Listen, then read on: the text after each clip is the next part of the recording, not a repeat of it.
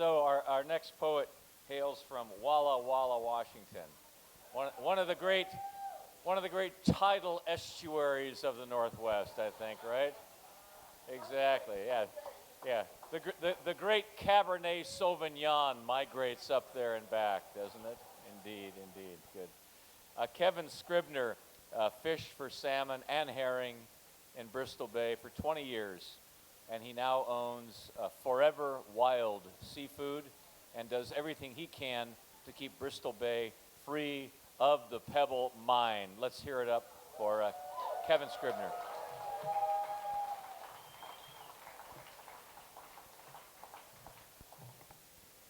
And thank you. And I don't have a harmonica. It's kind of like going without a net, you know. I'm reading without a harmonica. So it's not an accident that Fisher Poets Gathering is in the month of February, because it's a love fest for fishing. It's a love fest for fishers. It's a love fest for the river, for fish. And it's so much fun to get here year after year, year after year, and in the month of the heart. So this first, and by the way, too, is just as Scott said, the film The Wild. You got to see it because it is a love song for Bristol Bay. So we need that love to be strong and constant.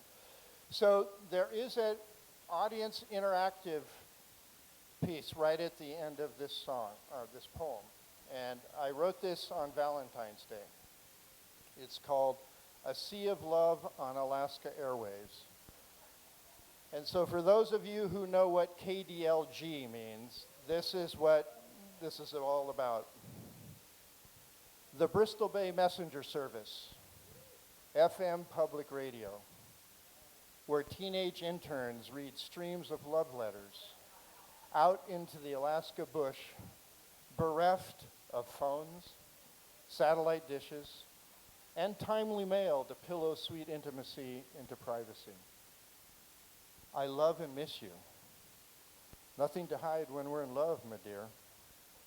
An alchemy of affection arcs into these words made public, anti-raising the simple, I love and miss you, raising it into a hum now among many ears over airwaves, hungry hearts nodding in their own sighs of reveries with memories, saddled in bunks throughout the fleet.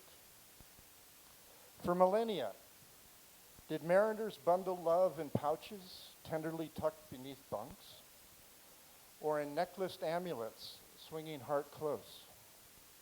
Some say being a skipper will save a marriage and make families, with housebound pleasures whistled away, gone with the outgoing tide, then joy and foreplay in the return, with a child or three conceived in time, with the moon-driven coming and going. I love and miss you. Out around the bay and back. Again, I love and miss you. A summer season Valentine as public as any crooner plucking heartstrings in a city. What can embarrass a fisherman in love? I love and miss you. Shared out loud, heart proud, with 10,000 souls my witness. I love and miss you. So now turn to whoever you are next to your partner and say, I love you, out loud and proud. All right, okay. Okay, we're in love. We're in love. All right, here we go. Thank you. Love. Good. So here's a love poem for one of my friends who's no longer with us. And that's what a lot of fishing's about. It's a lot of what life's about. So the name of this one is Big Rank Frank. Do we humans school up, wishing fishing company by nature? Big Frank, coffee cup skipper with low rolls of blubber, coddling a ginormous, generous heart. Much too big of a man on a wee bow picker, boat made for day-long dances on the foredeck, a teeny companion best made for tying up near town. Hey, The guys are going. Gotta go now. Gotta go right now. The tide's running out. Scurry to dash off, all in a hurry. Together, most of us first timing to chase herring in a strange out there waters. Gotta go. We gotta go now. We gotta stay together. Then there, wait, wait, wait for a long month with few days of fishing, made oh so much longer by that just one set of clothes and no boat showers in sight. Big Frank's full duffel left behind.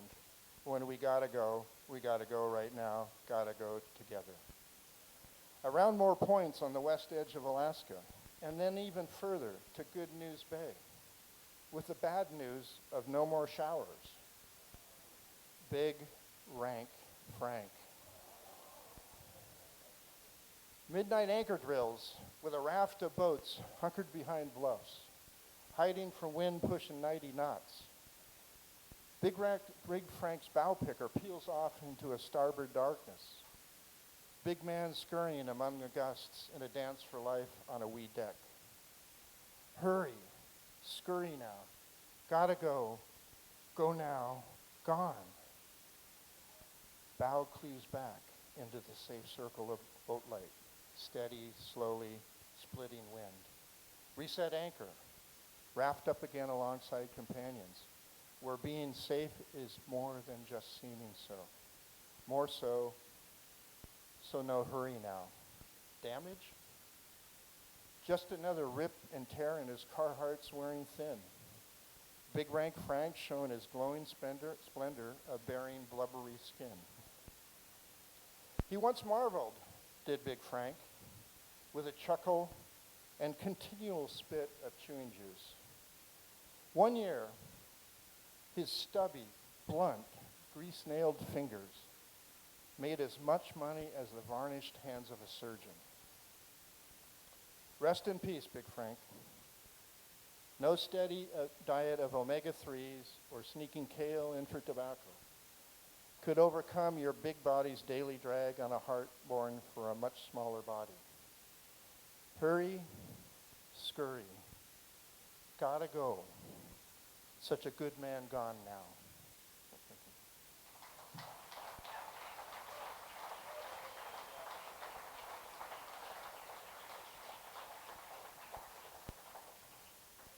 So this is called Will the Bottom Drop Out? And this is also dating those of us who were in the Bay a long time ago. Well, let me just read it.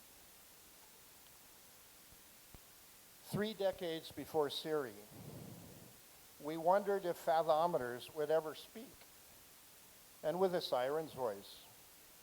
No, not the honey voice to lured Greek sailors into shipwrecking rocks. No. She'd be gently sweet. Please, gentlemen, take note. It's getting shallow. Oh my, the bottom's getting closer. Now, gents, take care. You're getting much, much too close. So, all's business when the waves become trampolines. Keep bow straight in water swelling before you. Forward movement for steerage, but don't rush into a bar where the water's dropped out. Just enough juice there to not slip to the side, awash in the trough. And take a nanosecond of breath to bow low to the danger at your side, in honor of the millennia of fishermen before you. Up at the foredeck steering station, there's no hearing the cabin set captain, radio connected to his brother in the boat ahead. Me, at the wheel in rain gear, survival suit stowed, oh, how bloody fucking convenient, back there beneath the bunks. Is this some sort of silly joke? A night drama of storm swells rising higher and then bumped even higher by everywhere shallows? Sirens, are you there? Siri, Which way do we fucking go now? Sandbars everywhere. The Fallon are useless. The bottom is all about. We rely on the Loran in our buddy's boat, charts in our minds softly screaming, focused on scheming a way ahead. Keep bow into waves. Don't plow into a bar with no water, into sandbars too shiftless to claim a name or a spot on a chart, to become immortal. Remember always, take a breath and bow low to danger. We made it. Check. Seems another one of our 9 lives used. Gone. We'll laugh when tied up tonight, and then back home, we'll reset the tally on just how many more lives we each have left to lose.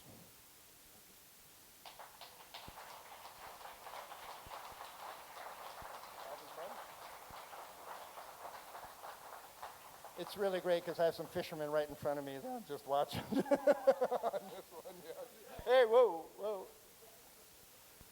Yeah, yep, there we go. Okay, this one's called Pillars of Salt. A fisherman without a dream.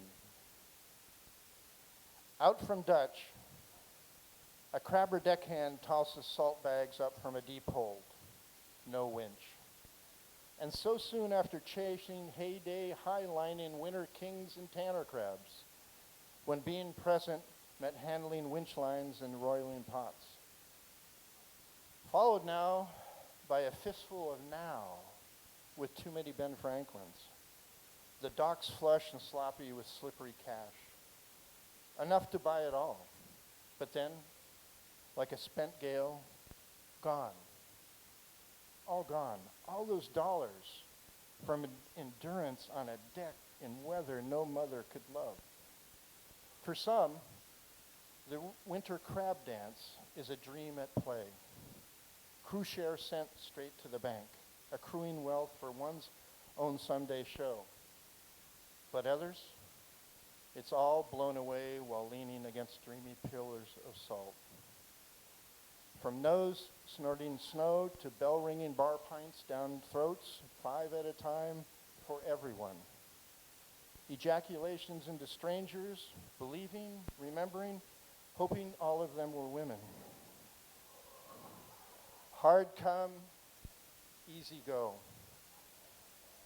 Now the crabman's tossing salt bags with gap-truth laughter, seizing the irony, assured the crabbing cycle will come round again in time to just stay ahead of the taxman.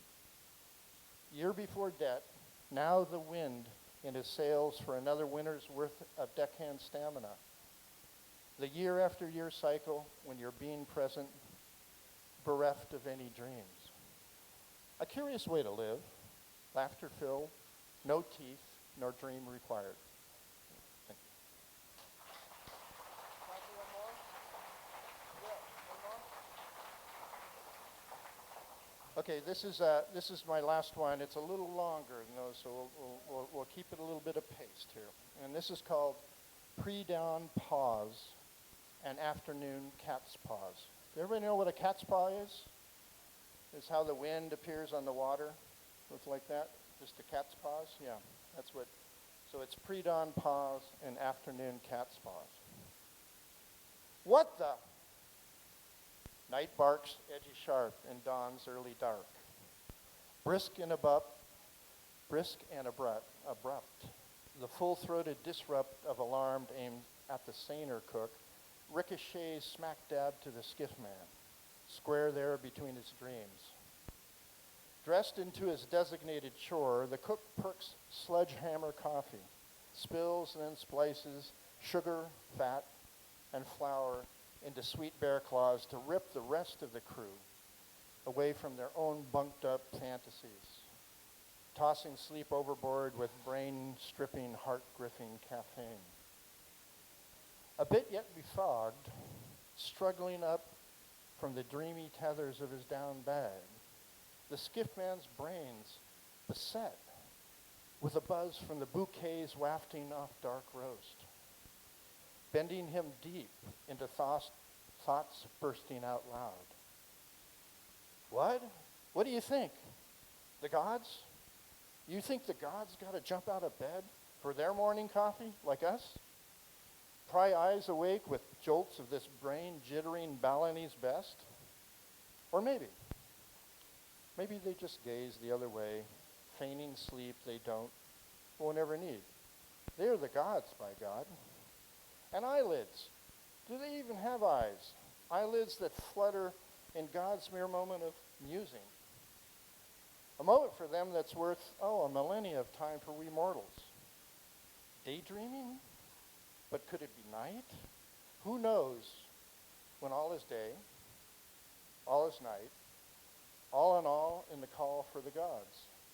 And who sets godly alarms when there's no need for need? Oh man, oh man, oh man, do the gods even yawn? For Christ's sake, what's all this jabber from the skiff man? The old school skipper grouses, comfortably stocked and stuffed with ample shoreside religion, served soft and somber in half-full Sunday pews. Stuff it, son. Bad luck. Too much chatter before the first set. Nothing but bad luck. Godless work, this fishing? Some damn it daily, with curses made worse if the gods are only ideas. Wispy handholds of cloud when stout prayers shout out loud, with just horror bouncing back empty when shit hits the fan. Us others, fishing, we can't get enough. Can't fathom any other way than fishing. Can't imagine another universe. It's love at first wave. Yes, sir, the gods got it right this time. But we sure this is their first try? Could there be a universe or three thrown back before this keeper? What's not to say we're just another set of primped up, overly proud, self-important lab rats to be scrapped, tossed aside any day now. That damn skiff man's still jabbering out there, solo on his wee boat, when no one but we here can hear. Out on the water, on boats above, the sea beneath, many believe the gods be with us. Wood, glass, steel hulls keep us cruising safe with inches of separation. Afloat from the very currents we bank our wallets upon. Vessels lulling us asleep, boat coddled warm, bunk down deep into forward forecastles. These ships, the boats we wear, week after week, they are worship that save us from fear of the deadly seas that source our livelihood. In sloppy waves that toss and boss us, we sail safe above the surface, buoyant and sophisticated rafts, when our cousins, the dolphins, leap and play, so much at home below. Long ago, our ancestors shrugged away fins, grew lungs then nearly legs, chose land, walked away from the water, a curious choice when our planet is blue from the 5 seas, so completely wet, deep and wet. No backtracking on evolution now. When we return to the sea, we do feeling so safe when perched above on our rafts of separation. If the gods do sleep, they wake for pageantry with pompous circumstance, then pause for a cafe au lait. So out in Bristol Bay, a parade of boats streams out for, I'm over? Okay. Okay, they want me, okay. Out in Bristol Bay, a parade of boats steams out for the opener, proclaimed by head bishop, a biologist, voiced from on high at his radio pulpit, with a blessing, good luck and good fishing. Fleet on the move, feeling fish in the currents, metal boats jamming for a quick slam on the line, one shackle fishing, while others cruise to those back eddies that swirl with enough shackle time for all three. To risk there the slip-away tide and wave slap of the shallows. 4 boats awash last summer, but no hands lost. Whom should we thank for that? The gods? Any balance of blame or grace to go around? In the heat of the moment, safe above water, so cold, swimming means dying. Hoodies soaked inside out. Wet sweat sucked in by rain gear. The crew's laser focused on net mesh, mesh after mesh, salmon reeling on board. But there, tucked away in a mental harbor of stillness, an ever so slight sliver of pause in the swirl of it all, a thrumming tide in mind, time beating in the blood, a hitch there in the step of the skipper, smidgen of a nod to feeling a change in wind on wisps of his hair backed out beneath that black watch cap. This telling touch, the telepathic itch of an ever so slight switch in wind and weather, subtle signs arising from cat's paws prancing on water. I'm on my home stretch.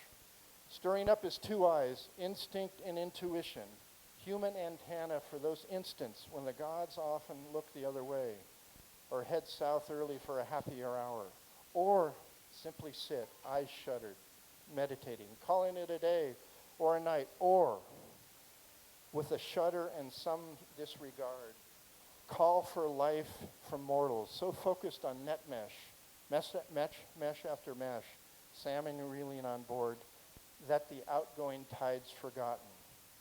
Time, wave slap, and the wind's all forgotten. Except for Skip, his eyes still on the tides and time. Pull 'em in, boys. Time to get back out of here. We'll pick 'em in off the hook. If not, could this have been one of those moments when a human soul is the god's back barter for those dying fish? Way back in Southeast, the seiner anchor almost up, engine and crews warm and ready for the first set. Still so many skiffman questions from that pre-dawn wraparound of endless dark. Got it, Skip. Tomorrow, we'll shut the skiffman up, including me. Thank you.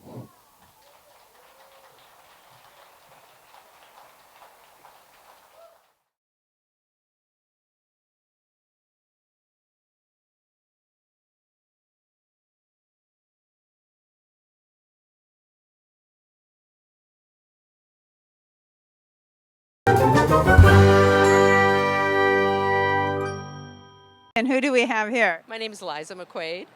Janet Thomas, And where are you both from? Portland. Portland. Okay. And I understand this is your first time to the Fisher Poets Gathering. It is, and you know what? This has been on my bucket list forever, and I just thought this is so great and so interesting that this year we finally made it happen. So, Well, what do you think? well, so far so good. We just came into town, so we're just kind of getting our feet under us. But yeah, we're really looking forward to it. I see you have, I think I might have got a picture of you looking through that, or anything that you've marked off. All kinds of things look great. We're looking forward to the poetry reading. It starts at 5. So, yeah. We're kind of in our go with the flow mode, so we're just kind of flowing around, seeing what's happening. We were advised to check out different venues and see what we think. And menus. And menus, yes. So, do you secretly have a thing for fishermen? Oh, probably. I have brothers that are fishermen in Hawaii, so I texted them and said I was coming, and they said, "Oh, sounds like fun." So. Well, great. Okay. Well, thank you so much for taking time. Have a good time. Bye.